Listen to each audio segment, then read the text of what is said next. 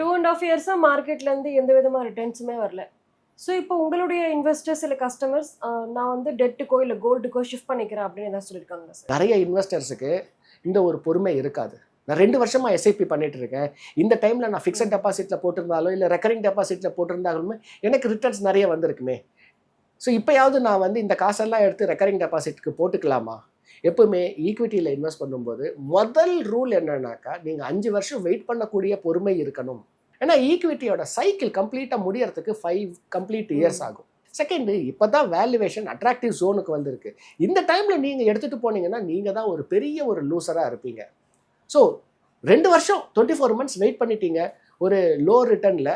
இன்னும் ஒரு 6 மாதம் வெயிட் பண்ணுங்க. நிச்சயமாக என்ன ஆகுனாக்கா ஒரு பெரிய ஒரு ரேலி வரும். இந்த வார் முடிஞ்சிடுச்சு அப்படின்னாலே ஒரு பாசிட்டிவ் சென்டிமெண்ட் வந்துடும். அண்ட் நிறைய புரோக்கரேஜ் கம்பெனிஸ் பார்த்தீங்கன்னா சென்செக்ஸ் அப்படின்னு சொல்லக்கூடிய இண்டெக்ஸுக்கு 95,000 வரைக்கும் அவங்க ஃபோர்காஸ்ட் கொடுத்துருக்காங்க. ஸோ 95,000 இல்லை, அது 85,000 போச்சுன்னா கூட உங்களுக்கு 10% இப்போ இருக்கக்கூடிய ஒரு பாயிண்ட்ல இருந்து அதுவே ஒரு ரிட்டர்ன்ஸ் தானே, 10% அடிஷ்னல் ரிட்டர்ன்ஸ் தானே.